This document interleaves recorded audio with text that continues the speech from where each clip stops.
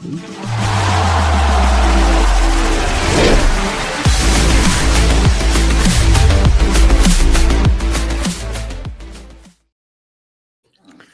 everybody, and welcome back to another episode of Veach Season. We are your guest hosts, Magaña and Kramer Sansone, and I am the most forgetful mofo on the is that what happened? planet. I was literally laying on my kid's floor while my wife was putting them to bed, scrolling through Amazon looking for new shoes that I wanted to buy, and trying to decide between like 3 different pairs that I had in my cart. And I get a text message from Kramer like, "Hey bro, we doing this tonight?" And I was like, "Oh shit, what time is it?" And what it wasn't that. I sent the bat signal, and they said the bat signal, and I sat up and I looked at my wife and I said, "Oh, Batman." And she said, "You're an idiot." I said, "I'm gonna go do a podcast." And she said, "Nobody cares." And now here we are. And so it's been an eventful 7 days since our last podcast. It has Kramer. Have you gotten into a fight with a Lions person yet? Oh, I got in lots of fights with Lions people, and they said I was a fucking pussy ass bitch who didn't know ball and go fuck myself. Was generally the sentiment that I got from Lions fans because I called Brittany Branch on Twitter, and then I also said, we've talked about this before on the podcast. Back in the 90s and the 80s, Ronnie Lott once had his pinky amputated so they wouldn't have to leave the game. That's true. Right? That did happen. He played strong safety. Crazy to think about that happened, but I mean that was the time and era. Brittany Branch, on the other hand, tries to justify him sucker punching somebody out after the game when they go to shake his hand by saying a backup slot receiver was bullying him, that he was being bullied on the football field by a backup slot receiver. Like Ronnie Lott is rolling over in his grave right now, and he's not even dead, right? Steve Atwater, like Steve Atwater didn't give his life so that good point. Brian Very good could point. come out here and be almost in tears. He was almost in tears. He was like, he was bullying me on the football field, and he pushed me in the back, and I could have got injured. I could have got injured playing football. I could have got hurt playing football. Don't you understand that? But it wasn't but I shouldn't have done it because it was childish. Yeah, it was fucking childish. You fucking child. You're a fucking child, Brittany Branch. Of course it was childish. Jesus Christ. Don't even get me started on that bitch. Honestly, let's keep talking about it. I want to hear it. Yeah, well, and then the thing is that he's sitting there and everybody, and like, here's the thing that people aren't really acknowledging is that the play in question, where first of all, it looks like Juju basically hits him in the side, not in the back. But if he did hit him in the back, it was on the line of scrimmage on a running play. Oh, guess what? You can block in the back on a running play within 3 yards in front or behind the line of scrimmage. Do people not understand the rules in the NFL People anymore? don't know the rules to the NFL. And then you also, so that's one segment of people trying to justify Brian Branch sucker punching Juju Smith-Schuster when he tried to shake his hand after the game. The other ones are the conspiracy theorists out there saying that the referees are trying to rig the games for the Chiefs' favor. And my favorite one, I got this one multiple times, was they didn't even review the catch where Travis Kelce clearly dropped the ball, and they just hurried up, and then the Chiefs snapped it, and the refs didn't even have a chance to review it. That was not under 2 minutes, right? That was And so I'm like, oh, if only there was a mechanism in place in the NFL to where if you questioned a call, that the opposing team could say, wait a second, let's throw a challenge flag here. Let's take another look at this. If only they had a challenge flag. Like maybe if they had like a bright red challenge flag that you could just throw on the fucking football field to say stop. That Nick Sirianni loves to throw in yards wise. I just want to look at it for a second and make sure that he caught it. Like if they hurry up and you don't get the challenge flag out of your pocket, you don't throw it. Fucking luck. That's football. That's not Dan Campbell. That's not on Travis Kelce. It's not a referee. It's not on the referees to as some sort of like overarching conspiracy theory. I mean, in the heat of the moment, it looked like a catch. In the heat of the moment, when you replay it, it wasn't a catch. But I mean, that's on the lines for not, capitalizing on their mistakes. A catch. Travis Kelce's body language was great, saying it was a catch. Right? You even had what's his nuts on the replay being like, "Oh, well, I probably wouldn't even overturn it, even though it I'm was not gonna clearly lie. not a catch." I must have missed the block in the back until I honestly didn't even see it happen even on X. Like I wasn't even paying attention to it. I really thought he just wanted to, when Mahomes got that touchdown and he does a little flex that he usually does and looking straight at Branch the entire time. I really thought that was like a come get you at Patrick, but decides to not dap him up and just go straight for the next guy and just punch him in the face. I didn't realize that. But can you imagine? Hold on. Can you imagine if he would have dumped Pat? Like they would have been even worse. Well, he would be out for like 6 games if he would have punched Pat. Or can you imagine that if he went after Juju Smith-Schuster and Patrick Mahomes is the one that went in there to break up the fight, if Patrick Mahomes would have like blown his knee out trying to break up a fight? Could have happened. It could have happened. Actually, it could have happened. And I mean, like literally like your MVP favorite now, it is out for the season. And so that's thing number 2 that really grinded my gears this week. And then, of course, the third one is the University of Texas El Paso comes out with a totally bogus bullshit paper saying that they found proof that the referees have favored the Chiefs over their campaign run. And it's like, and like literally, here's a quote. They're trying to grab. They're reaching, man. Oh my God! An actual quote is that we statistically proved that when penalties were called against the defense against the Chiefs got statistically more first downs from them. And I'm like, wait a minute, like a penalty, like when in the fucking hell, unless it's like 1st and 50, is the penalty on the defense not resulting in a first down? Right. Like holding, first down, like pass interference, first down, roughing the passer, first down, late hit, first down, face mask, first down. But encroachment, is that the one? First off, how many Super Bowls did they win between that era of time? It was only 2. But when they were trying to get to the promised land, I mean, didn't Chris Boswell, beat the Chiefs with his legs? Didn't Marcus Mariota throw a pass to himself and scored a touchdown? Like, did this stuff happen? Like, I'm pretty sure it did. Well, and then also they're saying that the Chiefs got more subjective penalties, like called for them, which would be roughing the passer and pass interference. Well, it's because the teams up against them are doing the illegal stuff. Like the Chiefs throw the ball 70% of the time. I know. How many other teams in the NFL throw the ball as much as the Chiefs do? If you throw the ball more, you're going to have more opportunities to get pass interference and roughing the passer calls. Yep, absolutely, 100%. I looked at it, Kramer, and over since 2009, all quarterbacks were Patrick Mahomes. I'm sorry, all quarterbacks per 100 passes thrown. Patrick Mahomes is not even in the top 20 for roughing the passer penalties called for him. In 2023, when the Chiefs won the Super Bowl, Patrick Mahomes had 2 roughing the passer penalties called for him. Josh Allen had 11. I'm telling you, they're just reaching. They're trying to grab something. They're trying to find something, and they did not list any of these stats, and they didn't say that they looked at pass versus run percentage, right, for these pass interference and roughing the passer. It's a bogus bullshit thing where they're trying to, and guess what? They're charging $42 to take a look at their report. Are you serious? It's $42. Or because it went viral. That's what I'm pretty sure. Yeah, and they're just trying to cash in. Why out of everything? $42.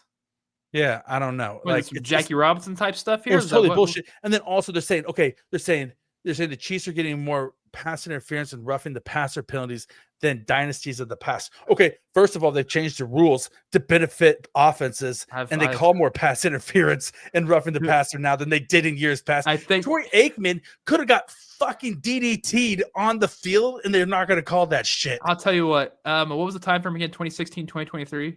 Yeah. I'm curious to see who actually had more successful pass interference calls that actually went to their favor, because I remember this guy named Derek Carr loved to throw the deep ball because he knew the pass interference was coming. I've watched enough of them knowing that the Raiders were the top of the best of doing that during that time. That's what Josh Allen does every time. Yeah, it's smart. It's a way to move the ball down the field without getting yards. I mean, it's perfect. Yeah, no, it's complete and total horseshit. That's what it is. And we're in the passing era too. The Chiefs have lobbied off of that, doing great things for it. So I don't want to hear you talking about it. It's part of the game. It is part of the game. But listen, here's what I'm saying, though, is that I'm not saying the pass interference thing is horseshit. I'm saying this report is horseshit. Because that's the thing. Okay, you're gonna say, "Oh, wait a minute, the Chiefs got more pass interference calls than Roger Staubach and the Dallas Cowboys did in the '70s." 70s. Yeah, Oh man, what's your fucking I almost Of got it. course, they didn't have penalties back then. I almost got it, Rocky. Have you seen what safeties used to do to wide receivers when they threw the ball to them? And they ran the ball. They ran the ball nonstop. Why do you think that the Bears won with the 5-6 defense? It was also because they're also drinking beer on the sideline or during halftime, so they can make sure they're numb. Yeah, smoking exactly. loosies and just throwing some chaws in. That's just they were just built different back then. Sorry. Welcome to 2025. I love that they say that they found proof that the referees call more subjective penalties for the Chiefs. Like, we found proof that the referees have been more subjective. Like, subjective in itself is a lack of empirical evidence because it's subjective. You know what's crazy? I did see a thing on, I think it's a TikTok. Is that what that thing's called now these days? Might have been Instagram. I'm not sure. But I saw a Chiefs player bring a bag of money, placed it next to the ref, and gave him a smooch on the cheek and walked away. Well, AI is insane right now. Had to have been real. Well, did you see the one where Patrick Mahomes punched Brian Branch and knocked him out? No, that's actually kind of funny though. Yeah, it was one where it was like what would have happened if Patrick Mahomes would have done to Brian Branch what he should have done when Brian Branch didn't didn't shake his hand back, and it's AI, and Brian Branch goes to shake his hand, or Patrick Mahomes goes to shake Brian Branch's hand, and Brian Branch starts to walk away, and then Patrick Mahomes just hauls off and decks him and lays him out. Kind of like a Jose Batista Rugnet type of fight. Yeah, just exactly like that. Yeah, 100% like that. Or who was it? Or like Albert Bell. Remember when Albert Bell got hit with a pitch and then refused to take the base? Yeah, he put there and he was like, "All right, I'm just gonna keep batting." Like, no, you gotta go to first base. He's like, no, dude, that's a bad man. Him taking out the second baseman when he was trying to break up a double play, electric. Him picking up a baseball and throwing it at a fan in the stands and hitting them with it. Dude, Albert Bell was built different, man. Albert Bell was a total badass. Like, he was a son of a bitch, but he was a badass. I wish I was able to watch him play actually live, but man, going back and watching old highlights of him is amazing. Like, did he play football? I'm assuming he had to at some point. He's big. He was big enough too. He's very stocky. Stout. I tell you what, that was the most disappointing baseball team I ever remember growing up, because that Albert Bell, Carlos Baerga, Kenny Lofton. That's the Indians, right? Yeah, Indians team of 98 or whatever, 96, 92, whenever it was. Kenny Lofton. That year, they were destined to win the World Series, and they didn't. They lost. Name me one team Kenny Lofton didn't play for. I got him right now. The Kansas City Royals. Yep, there you go. That's it. That's the only one. Well, time out. Are both my cats just gonna come up and start licking their asshole on camera? Yeah, they're both summoning Satan in the background. Second one. I'm hoping Venus doesn't come up here. Yeah, no, she ain't. Sorry. I love it. I love it when cats worship the Dark Lord in the background of our podcast. Hey man, they're just always hovering. Tongue in their holes, aren't they? Exactly. They probably listen. They listened to our sex robot talk from our last episode, and they got all hot and bothered, and they're back there just tossing their own salads in the background right now, giving each other rim jobs. Oh man, you know what? I'm actually impressed with us, Rocky. You know why? We've gone to the first 12 minutes of this podcast talking about the game on Sunday night. Yep, bravo to you, Veachies. Cats eating their own assholes. That's me bringing it up. I just can't believe he came over to the weird stretchy leg thing, and I'm like, okay, all right, I've got to. This is the second cat doing this now. It's disgusting. At least it's our mascot this time. At least it is our mascot this time. It's not one of those other basic bitch wannabe mascot cats. So I was driving my kid to daycare the other day, and I grew up in a very traditional Christian household, right? We've talked about this before. We weren't allowed to have Teenage Mutant Ninja Turtles, or we weren't allowed to have watch Captain Planet or anything like that. And so we definitely weren't allowed to celebrate Satan's holiday, aka Halloween, and go trick or treating. Wait, are you serious? Man, I grew up in a very Christian household, but we celebrated it. Hey, my mom just went to Salem, up in Massachusetts, just to experience. No, we had to go to we had to go to Hallelujah parties at our church where you could dress up like Bible characters. Who'd you dress up as? Well, I wanted to dress up like the devil, but my mom wouldn't let me. I was like, damn it. You can't go into church dressed as the devil, right? Satan's in the Bible, isn't he? Beelzebub. That's true. That's true. He is a fallen angel. Yeah. So I'm driving my son, who's having a very different upbringing than I had, to school on the other day to daycare, and he's like in the back seat. He goes, Dad, everybody loves Halloween, don't they? Everybody in the world loves Halloween and celebrates Halloween and thinks Halloween's the greatest holiday ever, right? And I was like, well, son, as a matter of fact, there are some people who don't believe in celebrating Halloween and don't like celebrating Halloween. And he was like, what? What? He goes, you know what I'm going to do, Dad? I'm going to find those people and I'm going to talk to them. I'm going to convince them and tell them that they should celebrate Halloween and go trick-or-treating and follow the way of being a person who celebrates Halloween and do that for the rest of their lives. I was like, are you going to go out there and try to like witness to people and be like pro Halloween, like the exact opposite He's starting a cult is what he sounds like he's doing. Hey, he's just starting like a you will worship Halloween cult. It's like my son's gonna go out there and proselytize the gospel of Halloween. You know what? If that means wearing a costume every single different day, I'm A-okay with that. I tell him I'll sign up. One day you're Iron Man, the next day you're Ant-Man, the next day you're Spider-Man, the next day you're Spin. Then after that, you got to cycle it back around again because we lost your Bowser costume, kid. I'm sorry. So, dude, I bet that Bowser costume was sick. How'd you lose? How do you lose a Halloween costume, Rocky? At least I got all mine hung up in my room. We told him we lost it secretly, Kramer. We threw it away because he wore it like 6 days in a row and refused to take it off. And it was disgusting after last Halloween. It was just covered in candy and grossness.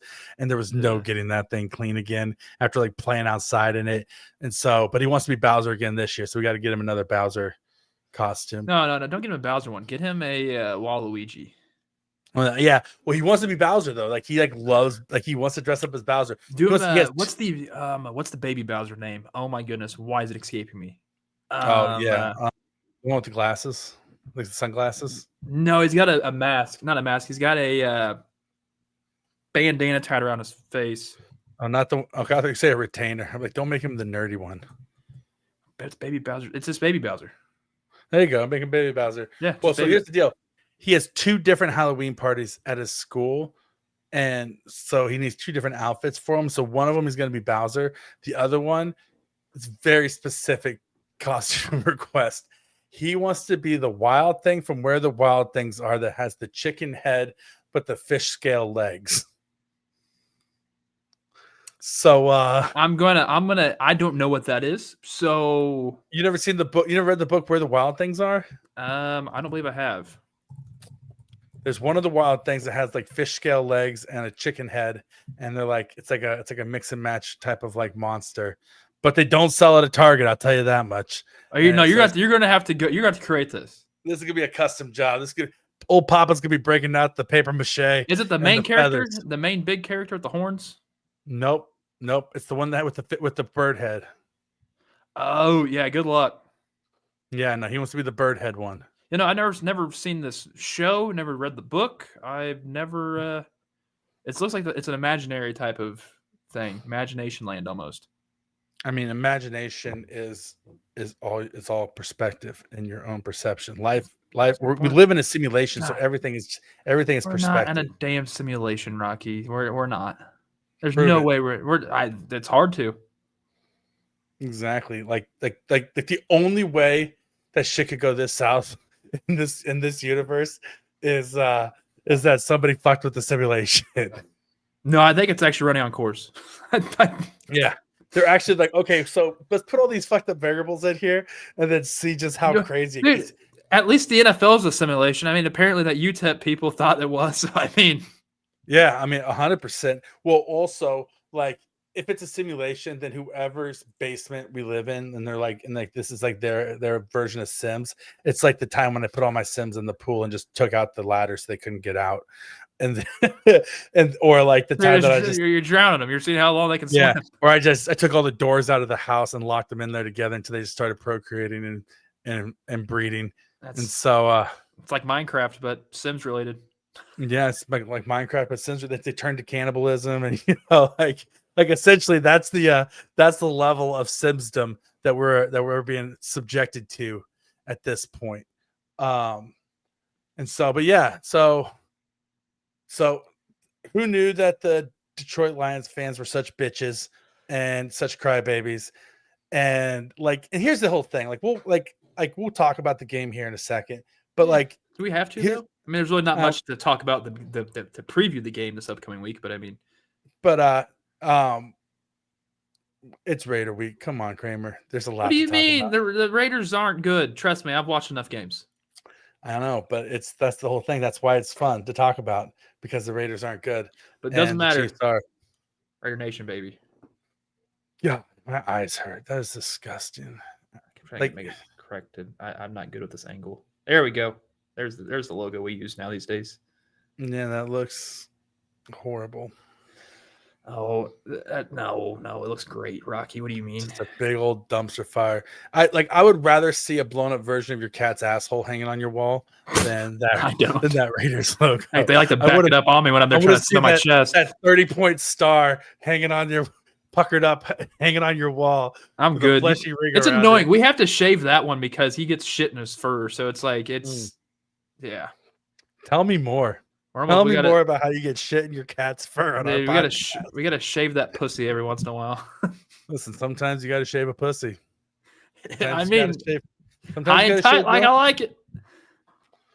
Kramer, do you often shave your own pussy? I have to have two people. Like I have to be holding while Caitlin's there shaving. Because he likes to fight, so I have to hold him down and pull his tail up. Because it's look at this tail. Look at that tail. It's fluffy, and he did not like that. Listen, sometimes your pussy has a dick. I mean he does. I mean it's a boy, so we have to even shave around that, which is annoying. Yeah, I mean it's true. Listen, your pussy might be a boy, but my penis is a girl, so I have a female penis. As a matter of fact, isn't that crazy? So you have an innie? No, well, kinda. Yeah, sure. We could go with that. Her name is Princess. She gets the job done. She's mediocre in size and length and girth. You know, what's the weight? 16.5. Yeah, something like that.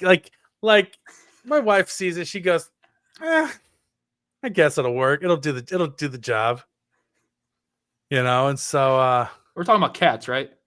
Yeah, obviously. That's what I thought. That's exactly what I thought. Yeah, not my actual. Oh, who would ever make fun of their actual penis on a podcast that everybody's going to hear live on the air?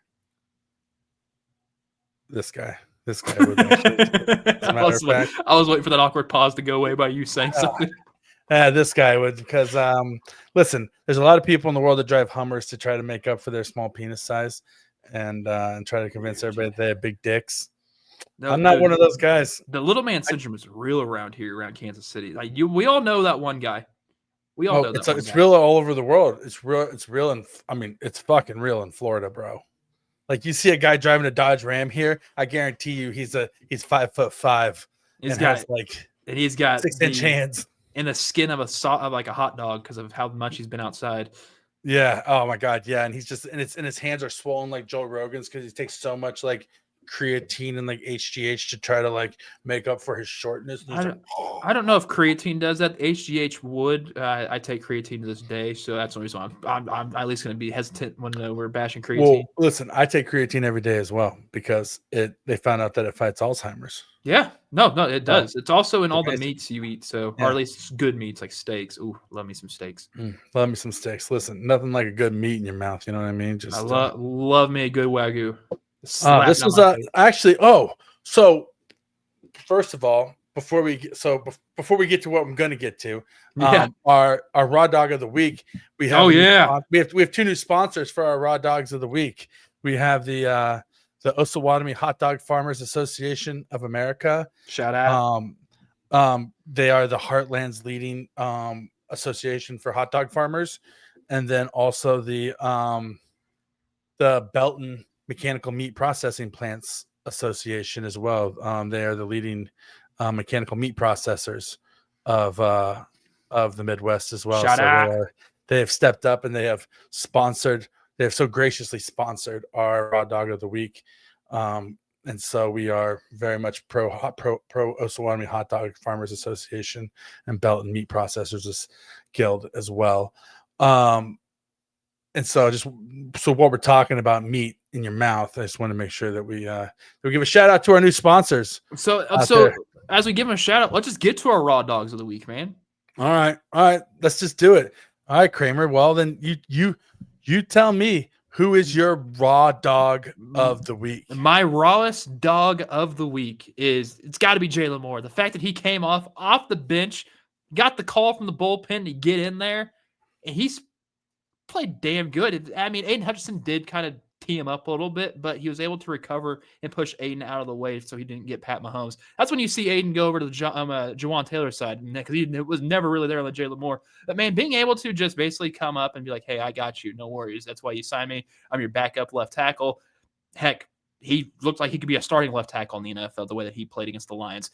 He earned my raw dog of the week, and bravo. If he has to go over the right side just in case if anything had to happen over there, go for it. I'm all for it. Jalen Moore is a very good offensive tackle in this NFL league. Yeah, there we go. I mean, raw dog, baby. I would go as far as saying that that I'm comfortable with saying, like, obviously let Juwan Taylor walk after his contract expires, but I thought the Chiefs were going to draft a right tackle. No, you still have Jalen Moore under contract for next year. Extend him now.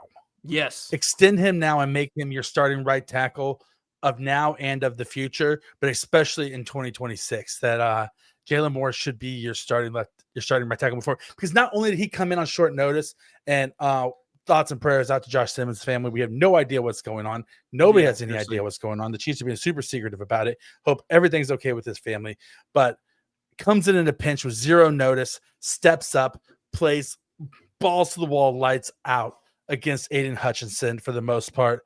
And then on the same day that his wife gave birth to his child, like literally had a child, went to the stadium, found out he was starting, and then balled out like a badass. So yeah, Jalen Moore, 1,000%. Is this his first kid of the week? Third. Oh boy, he's been raw dogging it. He's been raw dogging. That mofo don't know how to not raw dog it. All he does is raw dog it, and and he does. Listen, he's not pulling it out and glazing the belly either. He's coating the insides of that cavern with as much of his raw dog as he can. He's trying to build an offensive line of his own. Yeah, and listen, I guarantee you, Jalen Moore is packing a lot more than a mediocre penis. We don't need to be talking about this. like if you see my I bet you it looks like a normal middle-aged man's forearm. Okay, all right, Rocky. I don't want to envision what his girth might possibly be. This is what the inside of his wife's vagina looks like when he's having sex with her. Jesus Christ, Rocky! This is it right here. You see that? Man. Yeah, no, I Rocky, I see it. I do. Jesus. Oh my goodness. Why are you fingering now? Who's your real raw dog of the week? Was it Jalen Moore as well? I mean, it could be. I almost made it Jalen Moore as well, but you took my person. You took my guy. So I'm going to choose somebody else. My raw dog of the week is none other than Leo Chenal for his outstanding run defense that he played during the game. If I wasn't going to give it to Jalen Moore, Leo Chenal is 100% the defensive raw dog of the week, and on the defensive side of the ball. I mean, just so stout in the run defense, just plugging holes, playing in the backfield, standing up the Lions running back, just shutting down their entire running game, flying all over the field, just a bad motherfucker in that game. I'll tell you what, if you're not watching this on YouTube, then I don't know what you're doing, because this is the Raw Dog logo is absolutely amazing. Yeah, and you'll get to see the Raw Dog logo on social media when we post it. I post our Raw Dogs of the week tomorrow when the episode comes out. After the episode posts, I'll be posting the Raw Dogs of the week.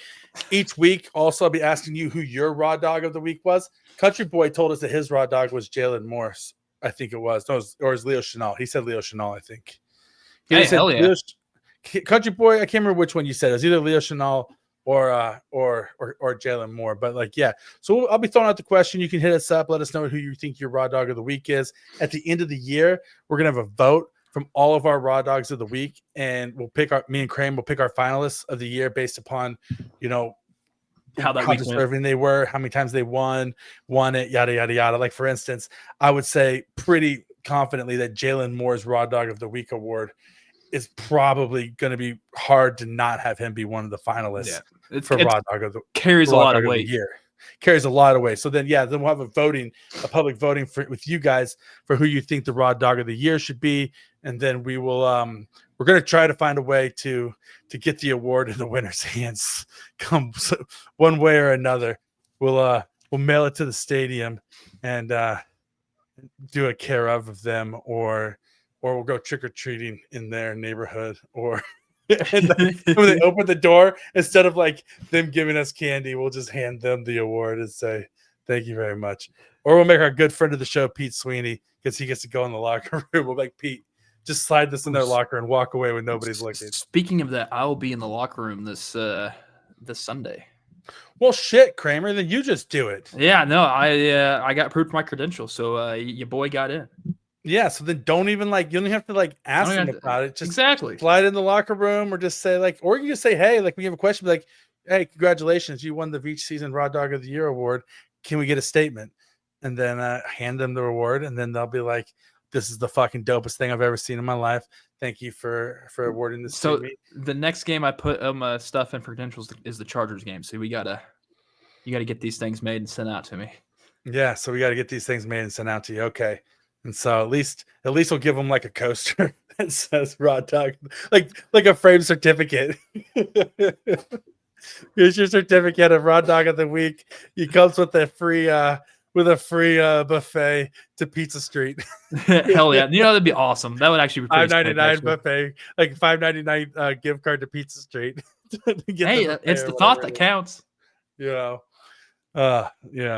So that's our Raw Dog of the Weeks this week. We got Leo Chanel and Jalen Moore. Congratulations, gentlemen. You were the rawest of raw dogs. You were just basically uncooked hot dogs out there. You were so raw.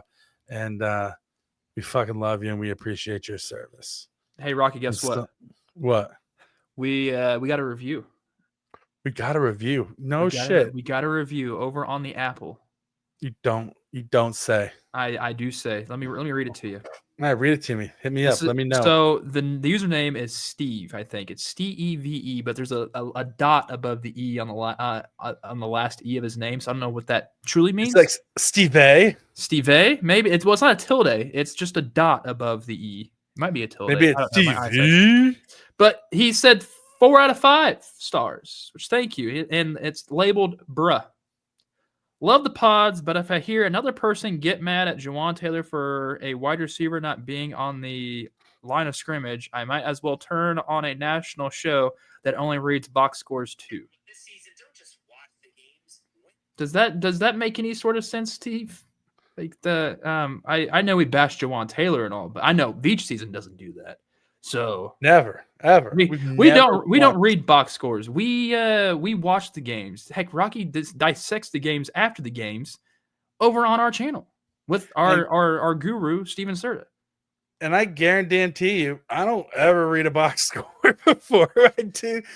It's the rapid reaction show for a reason. We are literally hopping on the show immediately after it, and it's literally just what I've seen with my eyes and what I think is going on.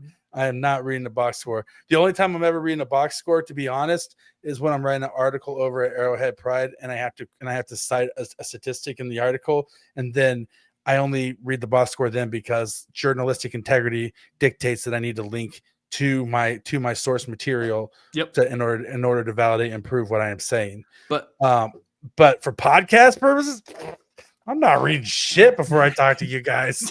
You think we prep before the show? Is actually hilarious. We literally don't even talk to each other before we hop on the air. That's actually the brilliance of the magic of this podcast, is that when we hop in the studio, we do not say a single word to each other. I tried today. I tried to, and I ignored him. I ignored his ass.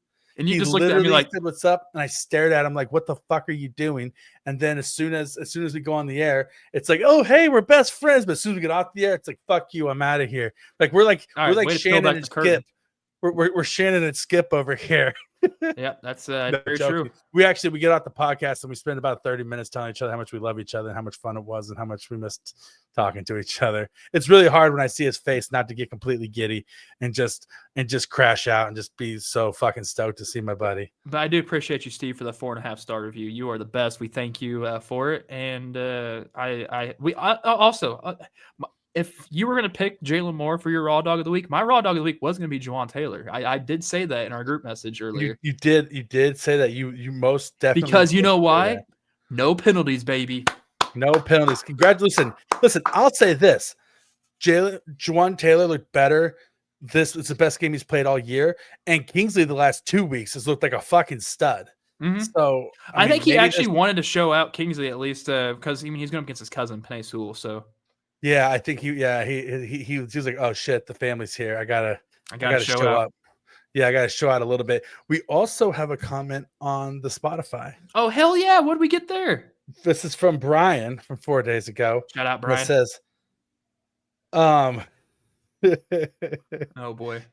Oh, this is beautiful. Hold on. Let me see. Oh, this is going to be a good one. Got to read this whole one. This is for Brian. Who do I have to glaze to get some of that Chris treatment? Love you guys. You remind me of my friends group when I was younger. Keep it up. Your #1 fan in Utah. Oh, hell yeah. Brian, we'll glaze your ass every single day. Get over here, Skippy. Oh, my God, Brian. I love it. I know. Brian is our #1 B name guy on this on the Veachies now. #1, like listen. Okay, let's rank what he's better than. Brian Branch is a bitch, so he's definitely dude, Brian. Why would he even be mentioning Brian Branch in this type of situation? Yeah, get him out of here. Fuck you. My dad's name is Brian. Nope. I'll take this Brian over my dad, Brian, any single day. Dad, I love you, but you know, Brian, former wrestler, the Brian Kendrick. Yep, 100% better than the Brian 100%, Kendrick. 100%. The Brian Seltzer Orchestra, the Zoot Suit. Well, they were the Zoot Suit Riot, but they were a Zoot Suit group from back in the early 2000s. Definitely better than the Brian Seltzer Orchestra. I mean, there's Brian off Family Guy. He's definitely better than Brian off Family Guy. Yeah, better than that son of a bitch. That literal son of a bitch. Brian, let's see, what other Brians we got? Better than Bryan Cranston, I would say. Yeah, right. Like better than Breaking Bad. Like definitely. What was 1000%. Breaking? Like, or he was in a Godzilla movie. Like no. Honestly, like, our Brian is definitely better than that. I feel like in there better than Brian Bannister. That mediocre pitcher. Would you say he's better than Brian Bin on? Oh my goodness, what's that damn movie? Oh my goodness. I can see Paul Rudd right now being the character. What's the damn movie? Good old fashioned orgy. No. This Diak. No, it's the one with Will Ferrell. They're Anchorman. There we go. Brian Bin. Yep. He's definitely better than him as well. 75% of the time, it works every time. Sex Panther. Yep. Sex Panther. Brian, we love you, man. Appreciate that. Hopefully that's enough glazing. We'll glaze you each and every single week if you want us to. Yeah, we'll glaze you every single week. Listen, shout out to you, Veachies. I know there's not a lot of glazing allowed up in Utah, but if you I'm curious. You soaked? Soaked? Oh shit, yeah, Brian, you guys you soaking up there, bro? Like let us know. Like what's the soaking culture like up there in Utah with you and your boys? You said that we remind you of your buddies. So like you soaking with your boys up there? Are you able to? Are you under the bed kicking it so you guys aren't actually fully doing the motion? What's that thing? What's that soak session sound like? You know, are you making direct eye contact with your dudes when you're sitting there and you're? I don't think you're supposed to, right? Well, I mean, how if I got my dick in a lady but I'm not moving and they're kicking under the bed and they're like shaking the headboard for me, how am I not going to be like high-fiving them while I go? So how would you lay in the bed? I'm more curious about that. Like, are you side by side the entire time? When you have to be on the top, you'd be on top, bottom. You'd be on top, and somebody's shaking the bed for you and moving her back and forth up and down you, right? Or is it kind of like a situation of how like Jewish weddings where they got the people on the chair like shooting up in there? Is that what we're doing here? It could be that. Maybe it's like one of those sleep number beds that goes up and down, and they're just sitting there with the remote with the button in the other room, just moving her up and down. You don't have to be in the room with them. Yeah, just going back and forth, up and down. And he's just standing there like this, just like not moving. Shout out Brian. I'm very Shout out, curious, Brian. Brian. Have you soaked? Have you soaked? All you gotta say is "yep" and then the comment, and that's it. And we will know exactly leave what a it comment is. saying "yep," and then we'll know what you're talking about, bro. And anybody who's listening to this will know what you're talking about as well. That's if you're Mormon, though. If you're not, then I'm do apologize for making fun of the Listen, Brian, if you're not Mormon and you do just normal sex, then that's awesome as well. Because me and Kramer both participate in normal sex as well with our respective ladies. Very, very, very true. Very true. Very true. Very true. Not with each other yet, but but with our respective ladies, And so, but listen, hey, if you got like we talked about last week, if you got an AI robot or an animatronic doll from Chuck E. Cheese, this is a judgment-free zone, bro. As long as you're not a Nazi fucking an animatronic Chuck E. Cheese doll, we're cool with you. But what if it's a Nazi Chuck E. Cheese doll? Like if you dress up a Chuck E. Cheese doll in a Nazi outfit and then fuck them? That's what I'm saying, yeah. This is a gray area, man. Like, That's I don't know. Like, are you like talking nice to it? Or are you like are you like hate fucking? No, you're saying you're just saying 9. Yeah, no, I think that's bad. I think that's too bad. Sure. You can't do that. No. All right, good. Well, I wasn't going to, but that's good. Yeah, so good, because if your wife brings up that to do in the bedroom, just tell her no. As long as Miley Cyrus is there, anything can happen. Yeah, listen, Hillary Duff, whoever. Dude, Duff got a dumpy. Yeah, she got a dump truck. Yeah, you think that's all official? No, I don't think so. You think that's all real? No, she's thick. Yeah, she is. Anyway, so the Chiefs played the Veach season, baby. Let's go. Chiefs played the Detroit Lions this past week, and you know what? Honest to God, like all the things that are going on with everybody bitching about why how like the refs stole the game for the Chiefs and blah blah blah. You know the honest to God reason why Detroit Lions lost this football game was, and it's 100% serious. Well, not even that. It's that their offense is predicated on play action and running the football. And they're playing from 2 scores down, and they had to just go straight passing the football, and the running game was taken away from them. And if they don't have the threat of the running game and of the play action pass, then it's a lot harder for their guys to win quickly off the line of scrimmage. And they're not an explosive offense. We talked about this last week. We said that the Chiefs defense actually matches up better against Detroit than they do with the Jacksonville Jaguars. And part of that was because their best wide receiver, Amon-Ra St. Brown, is a lot of things, but he's not explosive. And I think we saw that the Chiefs were able to limit him for the most part. He had a bad drop that could have been. He did. Super he did have a bad drop. Game. And I did also say, listen, if Sam Laporta beats you, then Sam Laporta beats you, but you got to live or die with that. Shamari Connor, he tried his ass off to guard him in that end zone. I know, and I was like, damn. When I saw that touchdown, I said, damn, Sam Laporta's gonna fucking beat us, isn't he? But he didn't. So thank God I didn't look like too big of an asshole. But yeah, I mean, so I mean, hats off. Mm-hmm. I mean, the offense played perfect football. Like that's the whole thing. You had to. They went from 13 penalties to 0 penalties, and whether or not there should have been penalties called, I'm not going to debate that. Every football game has penalties that weren't called that should have been called.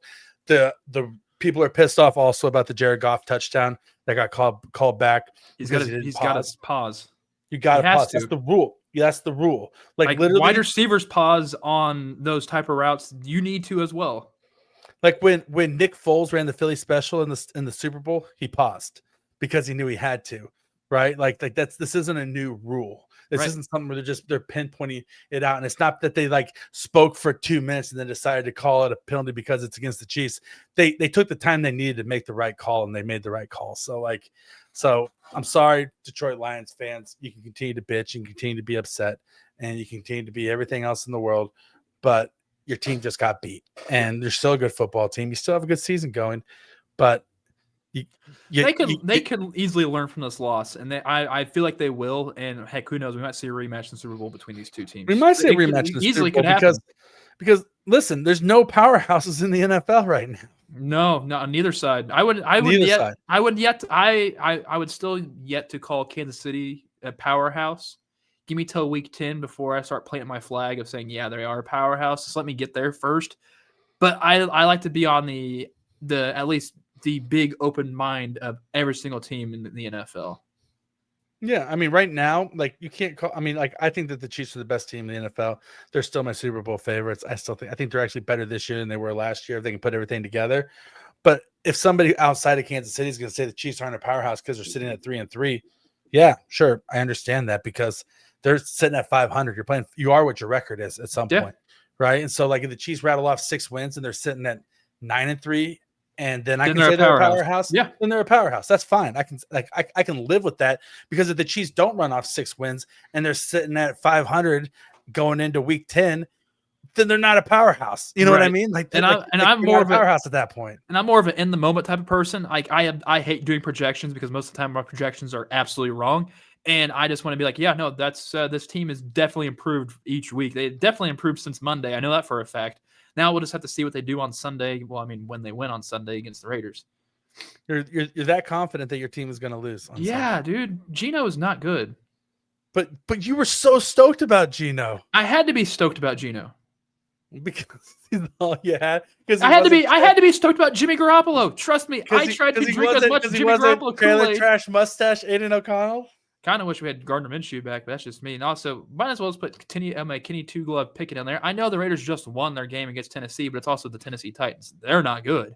As they fired their coach. They fired their coach because they lost to the Raiders. After 12 games, I think it was. I mean, there's only 2 teams that the Raiders have beat this year. One has been the Patriots, which they haven't lost since, and now it's the Titans. So only it's going forward now. So honestly, watch the Titans go on a winning streak now. Then watch the Raiders come in here, beat the Chiefs, and after that, the Chiefs go on a winning streak and win the Super Bowl. I mean, that could happen. It could.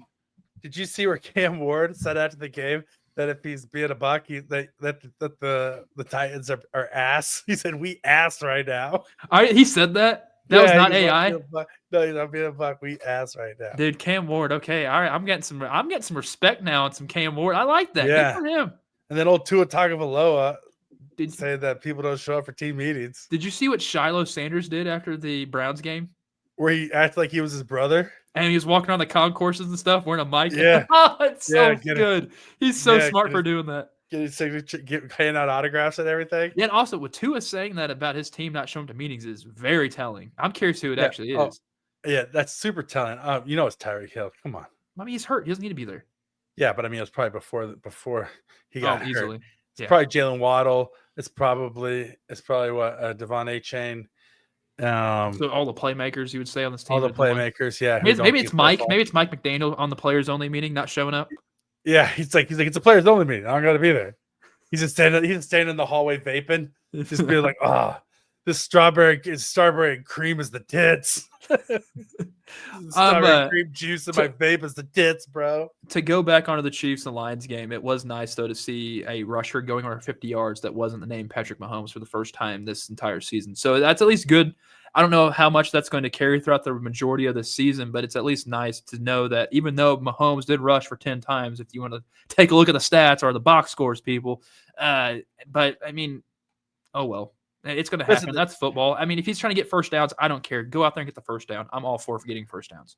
The Chiefs ran the ball when they had to, and they ran the ball effectively when they had to, but they still only averaged 3.9 yards a carry. Sorry, I read a box score to get that stat. But 3.9 yards a carry. First down every 4 downs.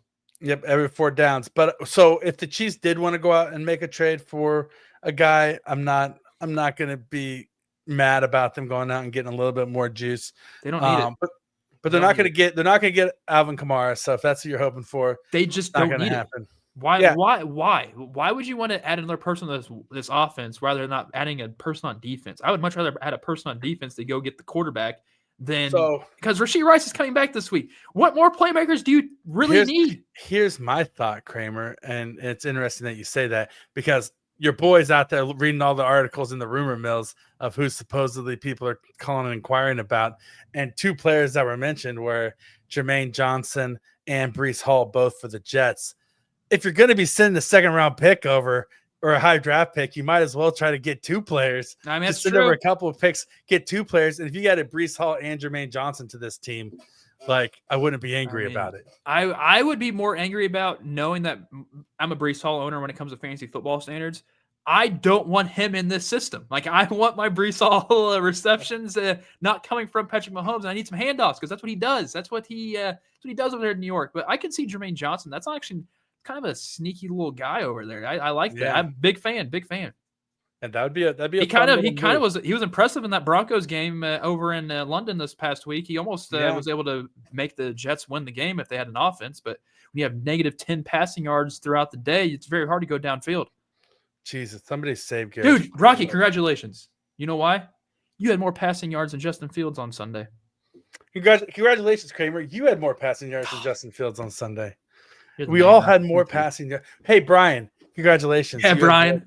You had more passing yards than Justin Fields on Sunday, which was pretty great.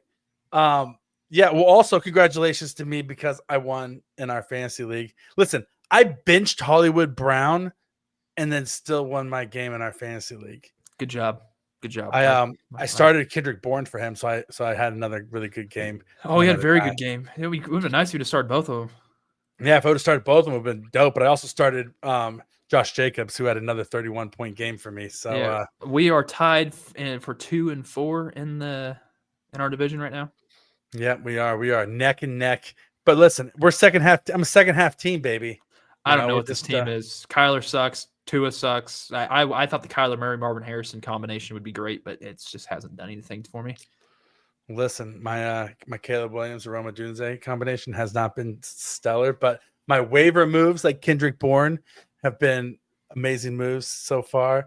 I got Hakeem Haskins also. Oh, that's not a good. You should have got Vidal, but that's you swung and a miss on that one. I swung and a miss on that one, but Vidal's still a waiver target. You also got your guy. You also got your quarterback back, Aaron Rodgers. So all is well with you. I got my quarterback back, Aaron Rodgers, and your boy started the Raiders defense last week. It was smart move, very smart move. Yeah, and so it all came out in the wash for me, and I ended my losing skid. There you go. So back in my winning ways. I you know what? This week is Raider week, yeah.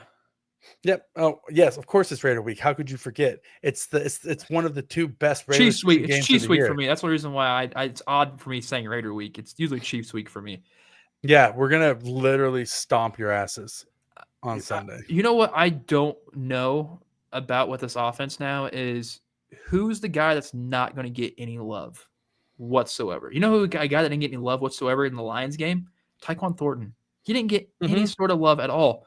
We're going to see another player basically get the Tyquan Thornton treatment. I'm so happy that they decided to waive Jason Brownlee and see if some team would actually try to pick him up. Not sure if he's going to – I don't know if he got picked up or not. Maybe he's on the practice squad by the time this is released. But there's 22 passes completed during the game against the Lions. I'm curious to see how many of those passes are getting taken away to put in Rashee Rice's hands, or if Rashee Rice is going to be – maybe goes halfway through, maybe goes 50% of the snaps, if that. I mean, he probably should go full 100. But are we going to see some guys take some snaps off? Maybe like Xavier Worthy might play half the game, rest him up, even though he doesn't need to rest up, just in case for precautionary reasons. Yeah, maybe. I mean, I think the natural people you think are going to lose targets are going to be Hollywood Brown and Juju Smith-Schuster, right? And but Hollywood looks so good though against the Lions. Like I don't know. He did. He looked great. I mean, a couple tuds, but well, listen, he's been getting some yak recently too. And you're going to they're going to cycle in all 6 of the guys, right? Like it's going to they're all going to be cycled in. They're all going to get chances. I honest to God don't think that any one guy is going to get 10 targets. You know what I mean? Like right all. I think you're looking at there's going to be 3 manufactured touches to Rashee Rice, 3 manufactured touches to Xavier Worthy, and then everybody else is going to get 3, and then Xavier Worthy and Rashee Rice are each going to get 3 to 4 more targets, and then everybody else is going to get 3 to 4 targets, and that's how it's going to go. So it's going to be like 7-7, and then 4 across the board, and maybe Travis Kelce gets 5 or 6 in a game. He's looking good this year. I mean, I thought he had lost a step by now, but he's on pace to get 900 yards, which is wild to think. I think we both picked the under. Yeah, he's he's looking good out there. I mean, listen, the thing is, he doesn't have to be the guy anymore, right? Like he can just operate within the offense. He's still and making some within bonehead himself. non-catches or not being in the right spot like he used to be, but I mean, he's still coming through whenever you need him to. Listen, he has some big catches against the Tigers, and I still got faith in him. But here's the deal. Okay, so going back to the Raiders game really quick. Yeah. Obviously, Ashton Jeanty is a talented running back, but the Chiefs have shown an ability to stop talented running backs this year. Really, outside of Brock Bowers, like, what do the Chiefs have to worry about? I mean, Michael Mayer kind of stepped up this past week. I think he had like 8 receptions, 8 or something like that, 8 targets, 7 receptions. He did have a touchdown. That's probably been the only thing that's been going good for him. Trey Tucker's been very sneaky and he's very stealthy out there on between the hashes. And honestly, those are the 3 guys. You mentioned Ashton Jeanty. I mean, it's not like Jacoby Myers has been doing anything spectacular for him. He's just been a guy. He hasn't done any of his contested catches that we saw from the past 2 previous seasons in Las Vegas. But Jeanty's literally the biggest playmaker that he needs to have the ball in his hands in order for the Raiders offense to flourish. And the offensive line has been terrible. The pass blocking has been better than the run blocking by a landslide, even though with Colt Miller out, which is very odd to say. But that defense, that run defense for the Raiders is going to be forceful. It will be. It's always been that way. It's just the secondary this year. It hasn't played like the secondary from the previous season, where the defense for the Raiders last year was so much better than what we've seen so far this year. The linebackers have been kind of mediocre, but Max Crosby's still there, and he's still going to be a very big nuisance to Mahomes on Sunday. Yeah, so the Max Crosby situation is going to be interesting to watch, especially because we still don't have any answer on Josh Simmons right now, right? And so Max Crosby versus Jalen Moore or Jawan Taylor. And Max is 100% better than Aiden Hutchinson. Yeah, no, I would agree. I feel super confident saying that, even though I love both the guys. One's a Michigan guy, one guy went to Eastern Michigan and plays for the Raiders. I love both of them, but Max is so much more talent between him than Aiden Hutchinson. I would agree with that. I think Max Crosby is the first ballot Hall of Famer. Easy. Aiden Hutchinson is still an ascending player. He may end up being a first ballot Hall of Famer, but I definitely get what you're saying. Hopefully the Chiefs have your cat back there. Oh, yeah, there she is. Hell yeah. Yeah. I don't know if I can get out of the way. It's the other side. It's the other side, Rocky. Turn the other way. Or don't fall out of your chair. Oh, look at her. Sorry for... She's like, what the fuck you want? She's like, look at that fucking death stare. She hates humans. She fucking hates all humans. She hates me. She won't let me pet her. You try to pet her, she's gonna bite your ass. Like, she is just like the grumpiest bitch on the face of the planet. Like, she's like, I don't know why you saved me from the streets when I was a kitten. I was perfectly happy out there. It's like I took Oliver Twist and like locked him inside like a nice little house to live in. That's amazing. And he just wants to go out there, and she just wants to go out there and run the streets, which she does at night. Like, she like legit, this cat, like she goes out. We have a dog door for my dog. You go in the backyard, right?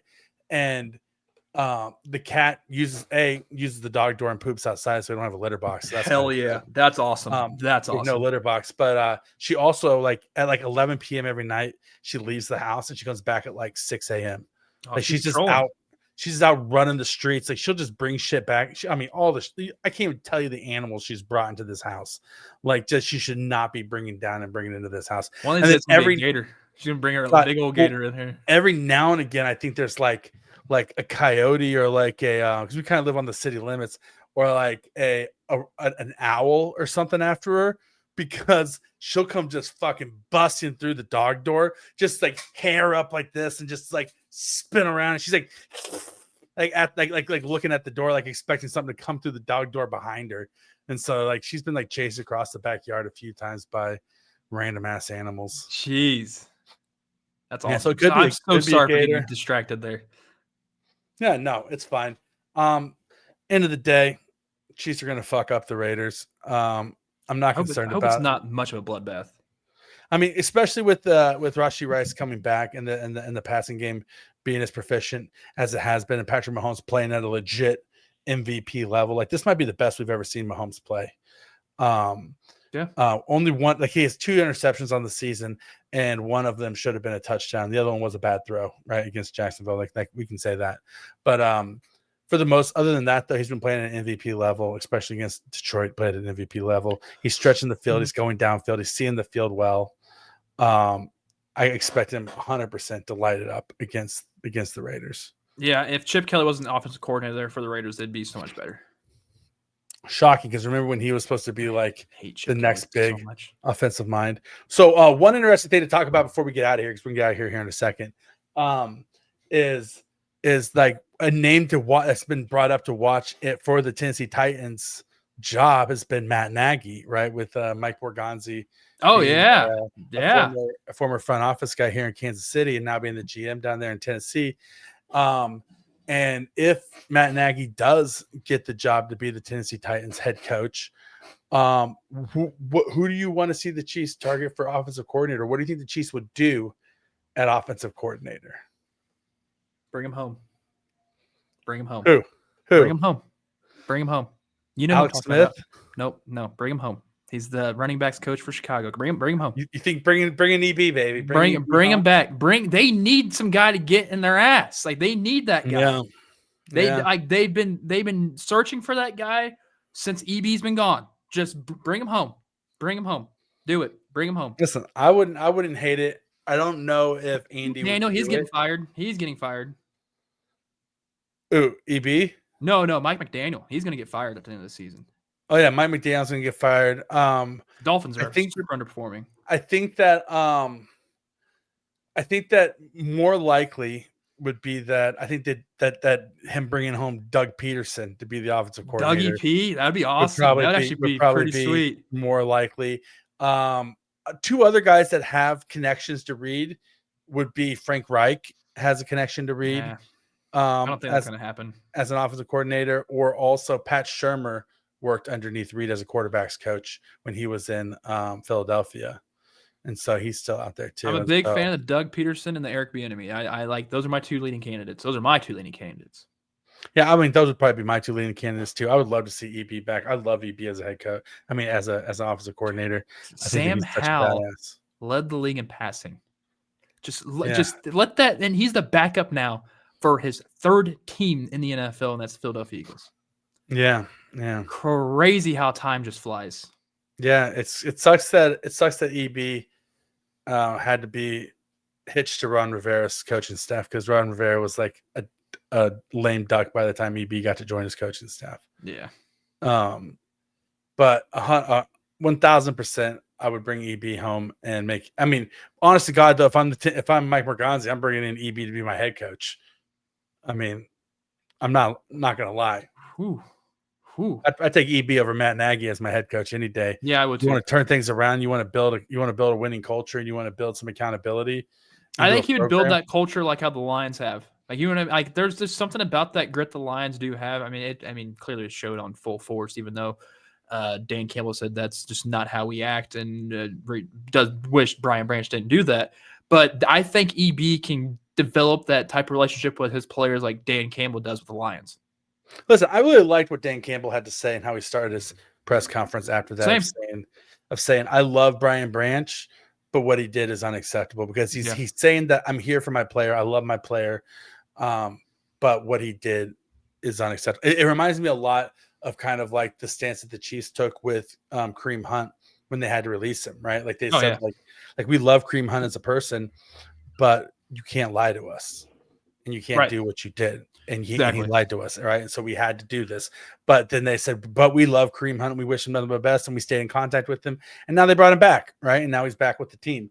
And it's kind of a great story. And so I do respect Dan Campbell a lot more than I respect Brittany Branch, a lot more than I respect the Detroit Lions Twitter. Dude, this is how bad it was.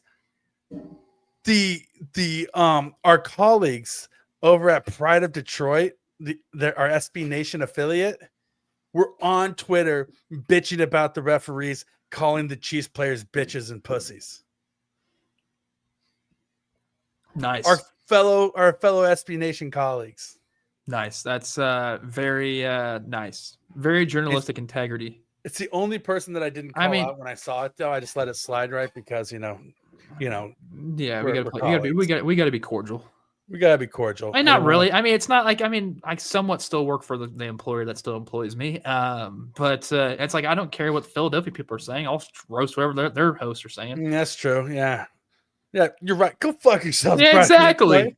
Yeah, I never want to work in Cleveland because they know why, but I'm not going to say the story again. I'm good. Yeah. I hope to never have to work in Cleveland. I'm good. Yeah, fuck Cleveland. Yeah, except for Cleveland Heights, because where Travis Kelce was from specifically. Love you guys. Love anything that had to do with bringing us Travis Kelce. I love it. Fuck the rest of that city though. Yeah, agreed. And fuck them for trying to bring back the name of the Indians and getting rid of the Guardians. Okay, here we go. All right, I'm Rocky Magaña. He's Kramer Sansone. We're gonna get out of here before things get shout out Brian, and we get 1-star reviews. Shout out Brian. We love you, buddy. I hope you're getting glazed right now.